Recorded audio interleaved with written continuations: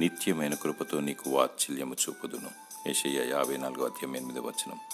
తల్లి గర్భందు పిండాకృతము కాకముందే దేవుడు నిన్ను ఎరిగి ఉన్నాడు. ఈరోజు ఈ వాగ్దానాన్ని దేవుడు నీకు అనుగ్రహిస్తున్నాడు. మహోన్నతుడైన దేవుడు మాట తప్పనివాడు. శిశువుగా జన్మించి పసికందుగా ఎదుగుతున్న నాటి నుండి ఇంతవరకు నిన్ను కాయచున్న దేవుడు, భద్రపరుస్తున్న దేవుడు. నా కృప నిన్ను విడిచిపోదు అని సెలవిస్తున్నాడు.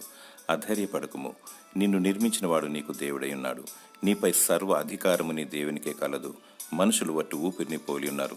మనుష్య చోరులు నిన్ను అపహరించాలని, హతమార్చాలని యోచన కలిగి ఉన్నారు. నీ శత్రువులను ప్రేమించుము, క్షమించుము, ప్రార్థించుము, వారిని దీవించుము. దుష్ట తలంపులు లయమైపోవాలని, దురాత్మను కాల్చివేయాలని ప్రార్థించుము.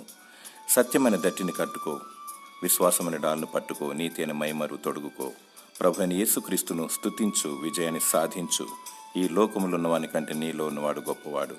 నీతో వాదించు వారు మాయమై నశించిపోదురు. దేవుడు తన కనుపాప వలె నిన్ను కాపాడునుగాక. ఆమేన్.